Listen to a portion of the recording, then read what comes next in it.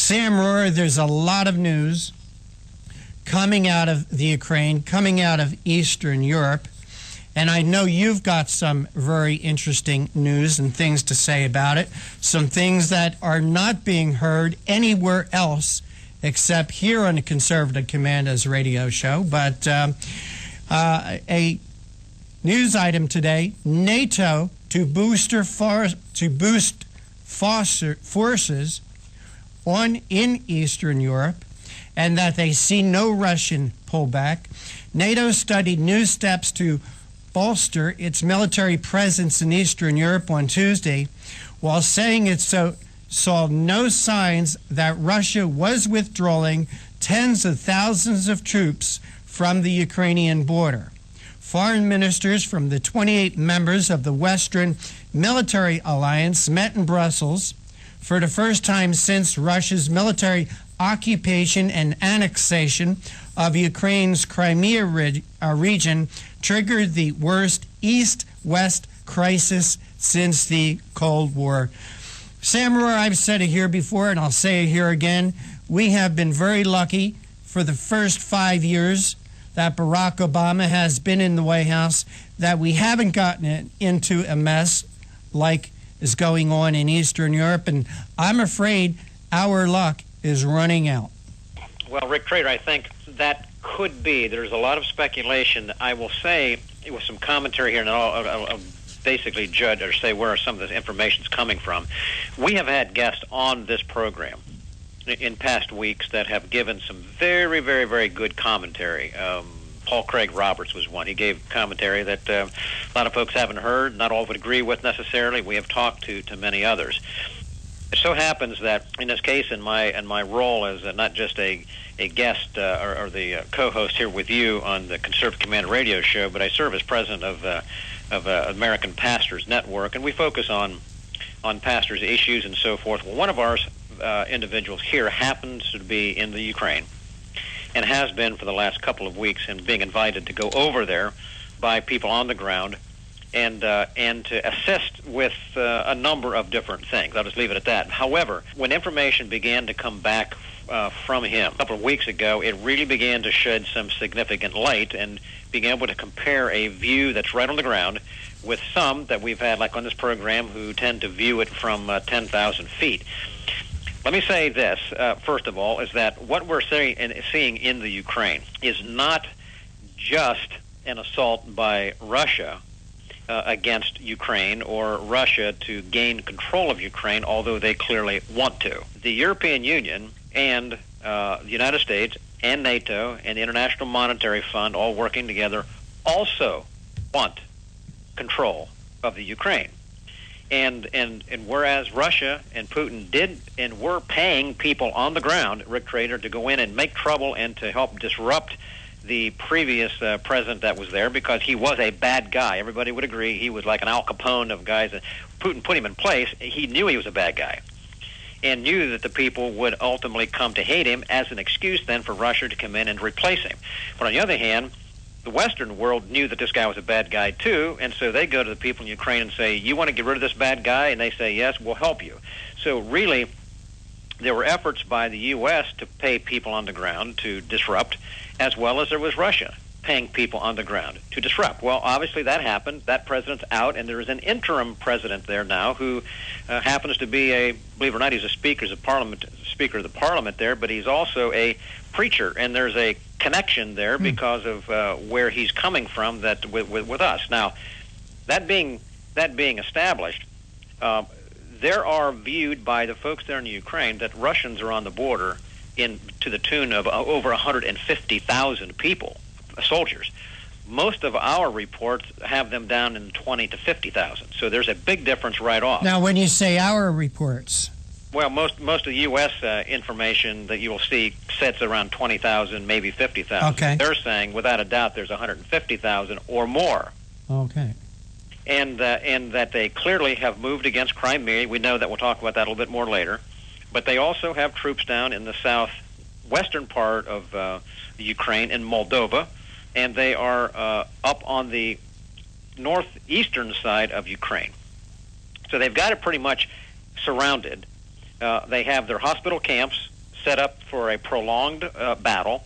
They have resupply lines that are far more than just for practice. And whereas Putin's been saying he's just doing it just for practice, clearly everybody's now come to the point of saying this is not practice. This is, in fact, to take over Ukraine. The folks and people in Ukraine actually believe that to be the case. So this is the kind of thing that is happening and has been unfolding here now for the last couple of weeks and continues to go forth. Now, if we remember, Barack Obama said to Putin, if you keep on going, we're going to really treat you hard. We're going to put sanctions on you. Well, the sanctions were limiting the access for a couple of people on his staff, and the world laughed at the sanctions because they don't mean anything, and the Ukrainians laughed at the sanctions because they don't mean anything. And Russia came back and said, "Wait a minute! Don't you go tinkering with us, because if you do these things, we can do far more harm to you than you can imagine by doing this. We will work with our partners," they have said, and it's out there. It can be found. Our partners to the east and to the south. Now, to the east is China, and to the south is probably Iran. But there's 5 nations that are there: Brazil, Russia, India, China, and South Africa, called the BRICS nation. These nations are working together with and are in support of what Russia is doing, and what they have been working on for 5 years, Rick Trader, is to come up with a currency that is able to replace the dollar, which right now the only thing that gives strength to the dollar is the fact that it is linked to the purchase of oil out of the Middle East. If that dollar connected is replaced, and replaced with some other currency, our dollar goes to near zero, and the extent of our debt becomes known, and in addition to that, our inflation rate goes through the roof. Russia and Putin said, don't tinker with us, or we will drop the dollar. We won't pay you back what we already owe you, and we will bring you to your knees. Now, the thing about that is that there are some people beginning to write on that, is that, in fact, he could do it. He absolutely could do it, and they've been strengthening themselves for the last number of years, Rick Trader, so in fact they could. So when Barack Obama walks in and says, we'll slap your hands, Putin comes back and says, we'll cut you off at the knees. And that really is the sense. So the people in Ukraine look and say they do not like Putin. They do not want domination by Russia because they know what that means, and we'll talk about what that looks like here. But on the other hand, they do not believe that the European Union, NATO, or the United States will come to their aid, even though they promised to do it. So that's where they sit here now, right now, saying we don't believe the United States, NATO, or the European Union, and we don't want Putin, and they're ready to go and do whatever needs to be. Even that means if all of them die, they are not going to cave into Russia. So I know we're about ready for a break, but we'll stop right there for the moment. Sam Rohrer, before we went to break, you made some very interesting comments. And one of them was that not only did Russia want to control the Ukraine, but so did Western Europe. Why is that? Well, it's for 2 reasons. One, Eastern Ukraine produces 60% of Russian military equipment. And so that's critical, number one. Number 2, Crimea to the southeast is the access and the port with naval bases there to the Black Sea and down, therefore, into the Middle East. So Russia wants that. Thirdly, the Ukraine is the 3rd largest exporter of wheat in the world as a country. So it is the breadbasket of Europe and of Russia in particular. So for those reasons, Russia wants what is there in Ukraine. Now, the European Union, the United States, NATO, wants Ukraine because they want a beachhead to stop what they would say would be Russian aggression into Europe. Now, it's strange in some respects, Rick, is that about 9 years ago, there was a treaty made with Ukraine for them to give up their nuclear weapons, and that was made with the promise that the U.S. and NATO and European Union would protect them against any attack by Russia. So they gave up their weapons, their nuclear weapons. they now have nothing there. They don't have a strong military. They had several 100,000 troops that were prepared, but they backed off, and they are ruing today that they ever listened to the West as a promise of guarantee to them. So they are in a very desperate situation. They do not want to go to the east with Russia. They don't trust the West because of everything, and so they really believe that they're very much on their own. And haven't we heard that before with many of our friends, particularly Israel, and what's happened down there with this administration? They really feel like they're on their own. Same kind of a thing done there. So that's the circumstances. Now, you talked about the BRIC nations. You mentioned China, Brazil. Who else is in this? Russia, India, and South Africa. How they are looking to bring down the dollar and not use it to, say, purchase, for the sale of oil, for the sale and purchase of oil. Why would they want this? Well, the significant thing there is that, because the United States has, in fact, had the dollar called a reserve currency, which every country in the world, if they're going to buy energy, which they all need, they have to do it through dollar denomination because of an agreement that Henry Kissinger made with Saudi Arabia and OPEC years ago. That's how it got established. That was the deal. It's been a friendship with the United States and Saudi Arabia over the years is because Saudis need us. They need our dollar. We need them because they were part of the arrangement to establish the dollar.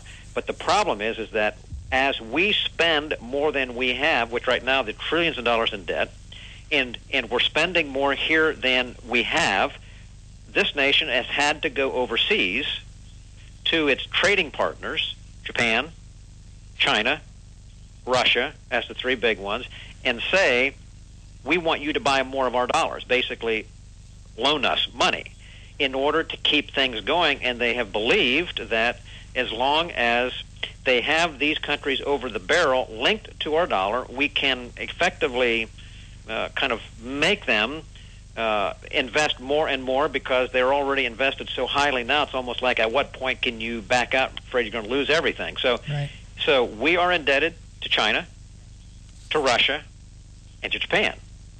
But these countries, not so much Japan, but these other ones, have said, we're tired of being told what to do, and we have, in fact, played games with currency. Not we, but the United States and Federal Reserve and all that have played games with currency, which from time to time have been able to extract significant amounts of money out of these countries. And frankly, it was back during the days of Reagan that where things were done economically that really helped to bring the Soviet Union to its knees economically, because a lot of it was done through manipulating currency exchanges and all of that. So Russia remembers that, and they actually alluded to that when they threatened to displace the dollar. So they are looking for, I believe, supremacy, at least for independence. China is looking for at least independence from us.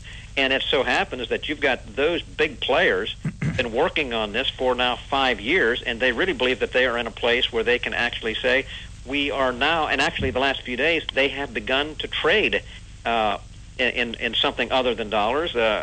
Russia's beginning to trade in rubles. Yeah. And once you see that begin to happen, that actually hits our Wall Street and so forth, you'll see a major change in the value of the dollar and what economic conditions are here in the United States. But they know that, and they're kind of licking their lips and say, don't push us too far. You did it to us. We're not in a position we can do it to you. That's really what's happening. Now, Sam, let me ask how this plays in, because China owes a lot of our debt, and Russia has a lot of oil.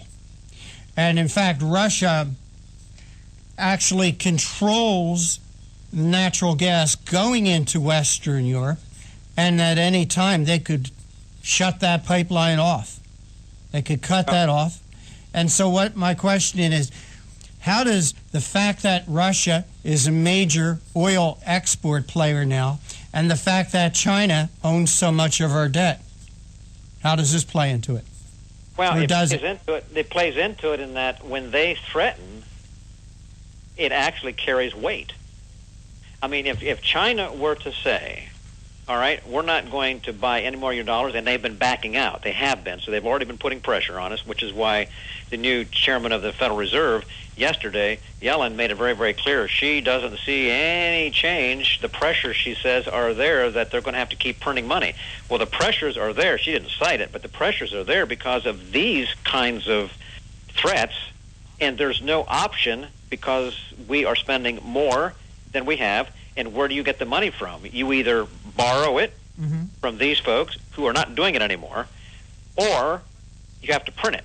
And so they're forcing us to print. When we print, the inflation will go up because that's the nature of the printing of money.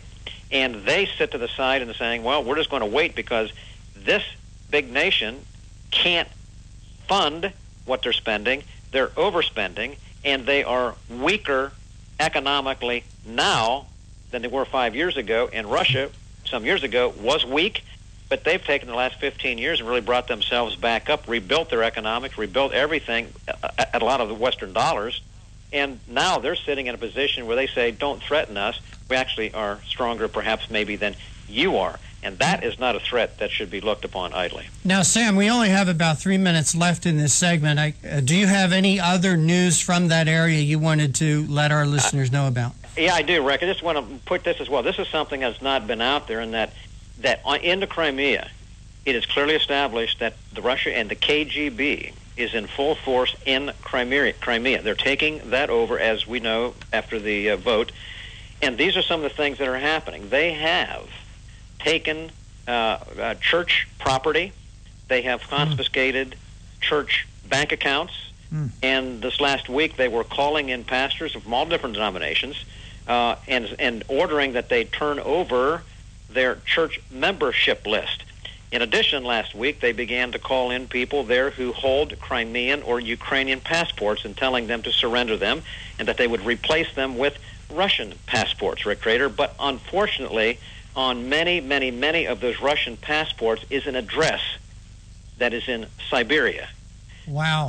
There is clear evidence that there are deportations underway, coming at least from a couple of cities in Crimea, and Putin has said, for all of Ukraine, you're not with me, it means you're against me, and that means that won't stand. In other words, he's basically threatened all of them. So that is what's at stake, and these are the kind of things that are unfolding, high-level stakes that are really not being found and reported in the press yet. Hopefully tomorrow there's going to be some things coming out nationally and some of what I've shared here, but we'll find out. But right now, up to this point, these things have not really been known. That's scary, Sam Rohrer. That sounds like Joseph Stalin all over again. That is exactly the point. It is, in fact, there is no change to Russia. They have not converted. They have not become peaceful. They have just sat to the side, refortified themselves, and they are there in every way, just like they were, and they are about to rebuild the glory days of Russia, of the Russian bear. And that, I believe, is what is actually we're witnessing.